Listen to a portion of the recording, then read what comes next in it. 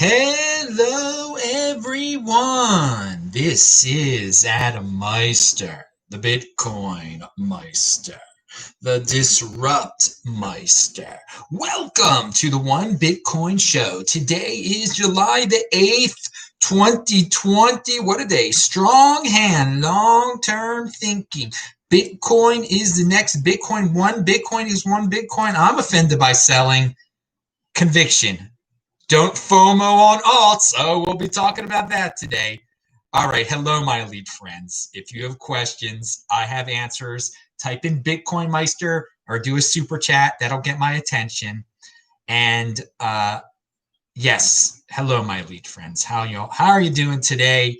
I want to say that last night, it was around midnight, I see on Twitter, Dogecoin is trending. What is going on here? How can Dogecoin be trending on Twitter? I mean, I've talked about on the show the most ridiculous things I've seen trending on Twitter. It's always social justice warrior nonsense, but Dogecoin.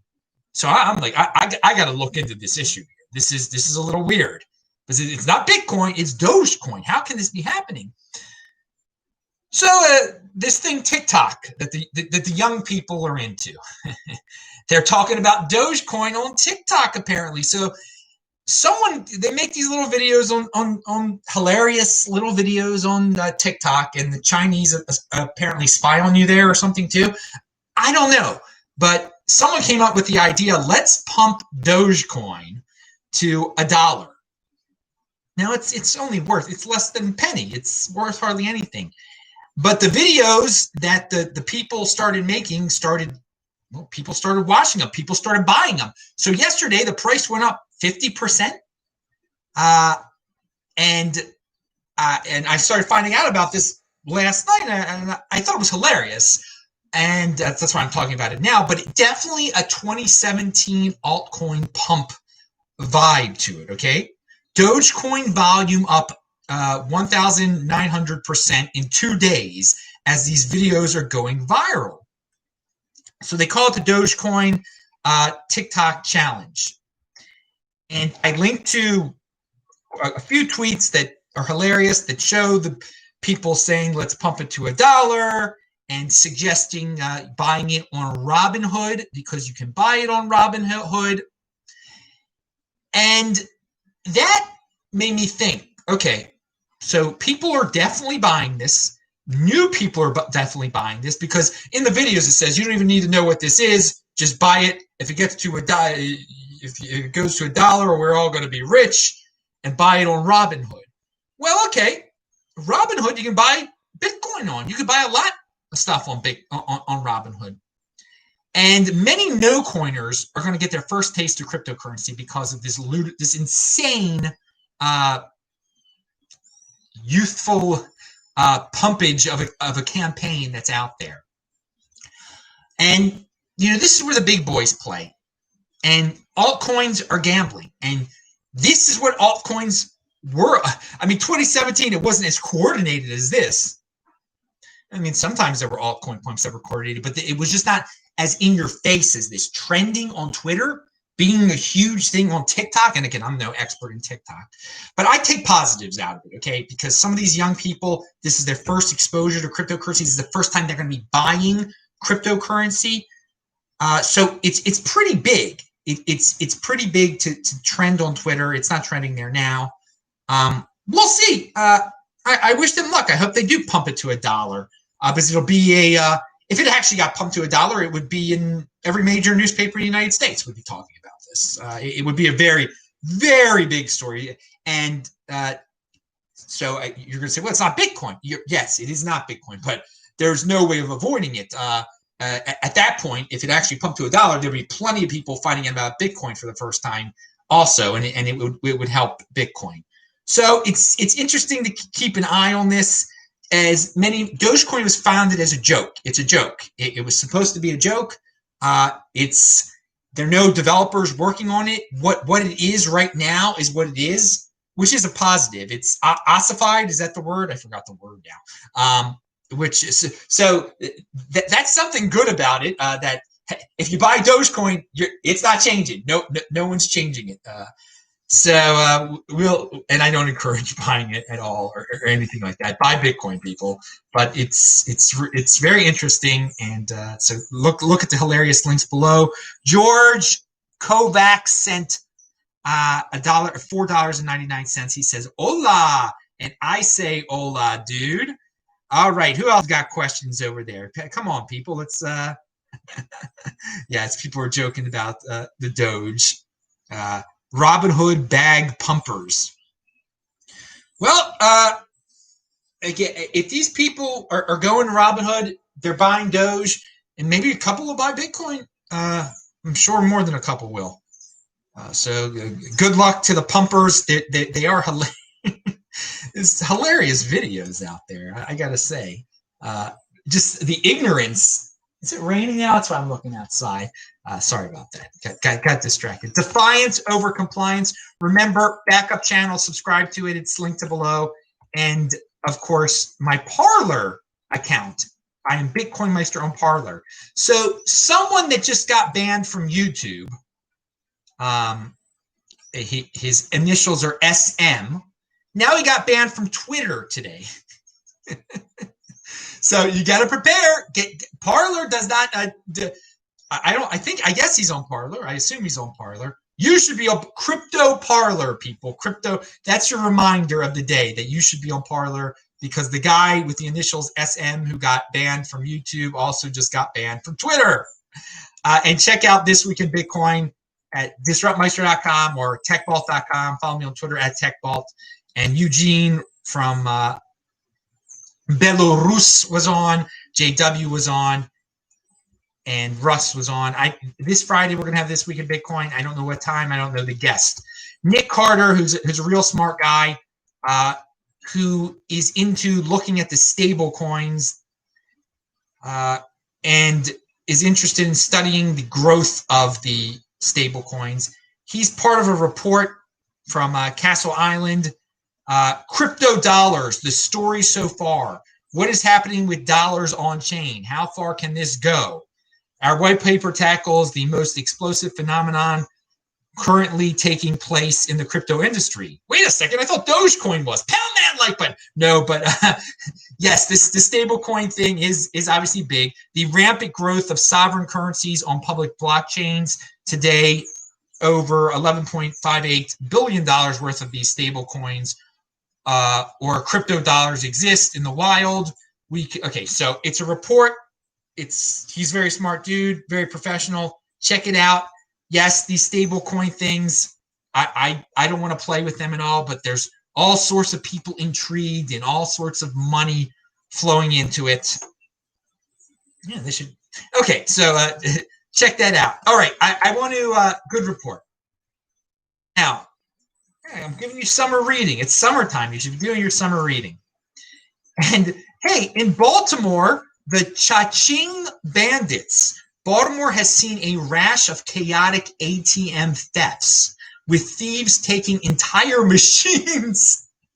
The chaotic crime of stealing ATM machines and destroying businesses have continued on and off for months, with small businesses and one ATM distributor saying it's a new and alarming trend. Now, they're talking about regular ATMs. And most of you know I grew up in Baltimore. My family for generations, since the Meisters have been there since 1904 or 5, and many sides of my family have been there since that long. They had these things called pogroms in Russia, so we had to get the heck out of there. Anyway, so look it up now. But this is a pogrom unto itself. Well, it's not. Taking people's wealth like that is horrible. It leads to people. I don't want to downplay what was when it went on in Russian stuff. That was maybe a bad choice of words. It's a financial pogrom though. When what's going on out there. But Bitcoin protects you from stuff like that. Okay. Now they could break into. People could start stealing Bitcoin ATMs, and there's cash in that, but they won't be able to get the Bitcoin. Okay. And we're going through some interesting times yesterday in terms of cash and government issued money. Yesterday, we're talking about the government is running out. The United States government the United States is running low on change, on coins. And in Baltimore, we have people so desperate for money and so loving the chaos so much. And yes, chaos like that, where it's a lawless situation, and that's why I use the word pogrom. When it's a lawless situation, you don't know what's next. And it was in Russia. It was totally lawless, and that's why we got the heck out of there. And it was Russia, Ukraine, Lithuania. In 1905 and 1904. What was going on over there was hard. It was not good at all. And there's lawlessness. It was scapegoating to the ultimate, scapegoating people of my religion. But now the scapegoating that's going on in the United States is I don't know. If you have more than me, you're a villain. I'm envious of you. You're doing better than me, so I must attack your ATMs. I must burn down your shops, et cetera, et cetera, et cetera. So, hey, this is the name of the financial Armageddon going on in terms of ATMs. I mean, that's Armageddon type of stuff, and people are straight up ripping ATMs and taking them with them. I mean, this is wow. Another reason to be in Bitcoin, dudes. Unconfiscatable. And what times we are living in. We've got a question, and yeah, I'm glad I'm not in Baltimore City. I had a fun time there, but did I get out in the right time? Pound it, baby.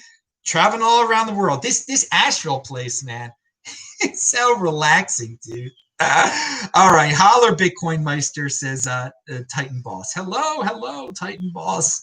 All right, let's see. You can't manage your own key. Awesome. Okay, people are awesome. Now, all right. Shirts like this, link to below. Oh, yeah. There you go. Looks like Coca-Cola. Moving on. We're talking about ATMs getting ripped out. And what else is there? Oh, here we go. Now, there's a site out there. I can't link to it below. I'll spell it out. It's a site that has all sorts of controversial writers on it. I mean, there's some straight up anti-Semitism on this site. Okay, some of the people that are writing there, they can do what they want to do. All right, that's just it. But I was informed that they take Bitcoin and Ethereum. They list their Bitcoin and Ethereum address, unz.com. Now, again, everything at that site is not horrific. There's some stuff that's legitimate there, but there's some stuff that's ridiculous. It's ridiculous. Why I'm talking about this site is because when they list their Bitcoin and Ethereum address, they list Bitcoin /Coinbase address, Ethereum /Coinbase address. These dudes are doxing themselves. I mean, they're saying we've got an account at Coinbase, and indeed. By the way, no one's given them any Ethereum, but they've gotten 5 pages worth of Bitcoin. They've gotten $230 worth of Bitcoin or something like that. What? That's not the point of this. The point is this, that they don't know what they're doing. Why list it? Why tell the whole world it's a Coinbase address? Because someone could easily go to Coinbase and say, hey, look at the articles these guys are writing. And right at that moment, that's it. They'll be turned off. Their Bitcoin will be confiscated. Their account will be shut down. And I'm not saying to do anything. Don't be a little tattletale or whatever. But they're asking. They're not doing this right at all. I mean, hey, they understand on a certain level that I guess PayPal isn't going to work with them. So we better get this cryptocurrency thing. But you don't. You don't keep your stash at Coinbase, and you don't tell the whole world that your stash is at Coinbase. So, yeah, we are early. We are really early on this. It's if you've been rejected by PayPal, okay, don't do that. Don't just say, okay, Coinbase is the same as Bitcoin. I will list my Coinbase Bitcoin. I will tell the whole world I have a Coinbase Bitcoin address, and then I will keep. And I assume they're keeping their their Bitcoin there. If you don't control your own private key, you're these guys could easily have all their Bitcoin confiscated, or at least have their accounts shut down. They're not doing it right at all. And I found that I was very surprised. I was really surprised, but nothing. Just we're early. We're early. They're doing it wrong. Okay, so hello, elite friends. Yes, Coindesk. We were talking about altcoins beforehand. Dogecoin.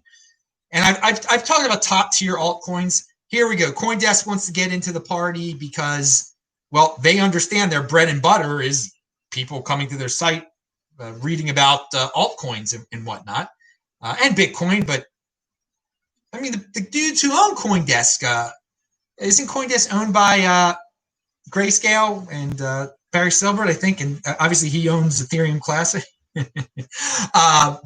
But no, Coindesk 20, the assets that matter most in crypto. They got to define the top tier the way they're going to define it. It'll probably pump some of the coins, but remember, the assets that matter most in crypto, Bitcoin is the asset. Then there's all the rest, okay? And then I guess it's Ethereum and then all the rest, whatever. Ethereum's the next.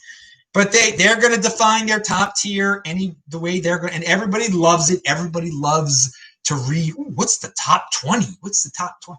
It's a good marketing ploy, and it's good for the coins that somehow got into it.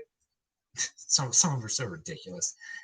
Dogecoin isn't in there, but they do. If you go to the Coindesk site, the top, they show coins. They list some coins. They list more than 20 coins, how much they're worth in terms of fiat, and Dogecoin's one of them. I mean, it's a joke. It was supposed to be a joke. And I mean, that's the amazing thing. I don't know if amazing is the right word, but the Wild West world we're living in, where people try to say altcoins are legitimate, and they, on a certain level they're legitimate. On a certain level, they're a huge joke. They're a huge joke. If Dogecoin, which was intended to be a joke, can become the flavor of the month because some kids on TikTok make weird, crazy videos about it. And you better believe that Ego Coin, I mean, I'm sure he's thinking, I better make myself some TikTok videos, get it going on there. I mean, this might become a new trend when the next big altcoin season comes. Everybody might be making TikTok videos saying, get it to $1 and explaining how rich you'll be if it goes to $1, if it goes to 50 cents, if it goes to a penny. Obviously not talking about the fundamentals of the coin. There are no fundamentals of the coins. So this is something to keep an eye on. And hey, this is where the big boys play. And it shows you that viral marketing space, you shouldn't vilify it. You should study it and understand it, that it's something that's going to be in play. And this is where the big boys play. So I just went back to Dogecoin there for a second, but it was something I had forgotten to bring up. And what is this? WikiLeaks shop now accepts orders using the Bitcoin Lightning network. Okay, they do Lightning now. That's one small step for Lightning. We all know the history of WikiLeaks and Bitcoin. They don't, trust me, they don't have a Bitcoin account at Coinbase. I can guarantee you that right there. Pound that like button. UNZ dudes should take a page out of WikiLeaks. But I guess they're too obsessed. Maybe the people that at UNZ that are obsessed with blaming Israel for everything they're spending so much time blaming Israel for everything. They haven't learned how to do Bitcoin correctly. Yeah, they'll learn. Move on, dudes. It's not all about Israel, dude. You gotta learn about the Bitcoin and stuff. There's some people, unbelievable, the doom that they live in. Okay, and finally, I was going to bring this.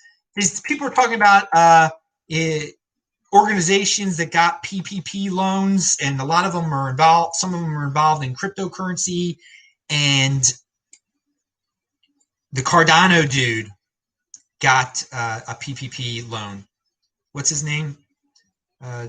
Charles. And people are trying to shame him, and he made some video that it was talking about Major League Baseball and steroids. It was kind of ridiculous. And no, really, this happened. And my point is, I don't care if he took the money. Everybody and their mother took the money. Everybody's been paying taxes for a while, so they want to get their taxes back. Okay, that's the Ayn Rand Institute explained the morality behind it. My point in bringing this up is that Bitcoin gets no PPP, okay?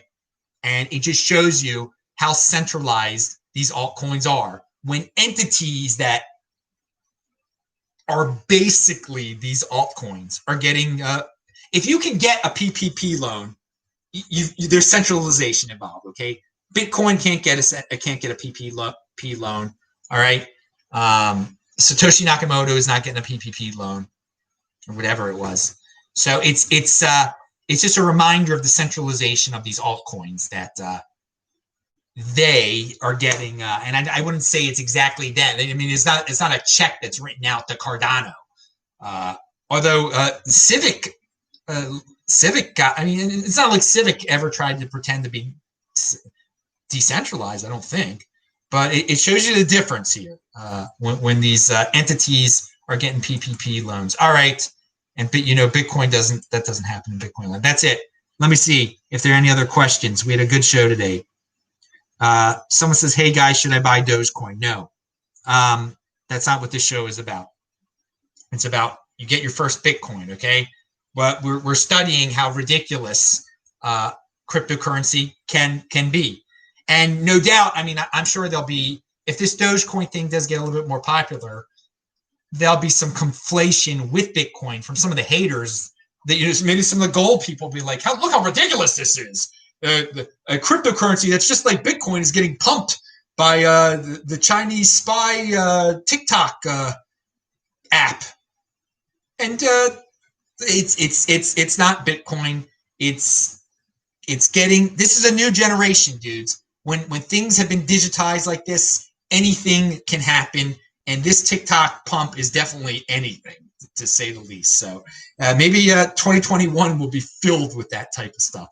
Who knows what's next? I couldn't have predicted the return of Dogecoin and all this this pumpage. All right, I'm Adam Meister, BitcoinMeister, Disrupt Meister. Remember, subscribe to the channel, like this video, pound that like button. By the way, on Thursday night, I'm going to be on Christian's podcast or something like that. I guess I'll say more about that tomorrow, because you know what? You get a new show here every day, and I'll be back here tomorrow on Thursday afternoon, hopefully, or earlier. Bye-bye. See you later. Thanks.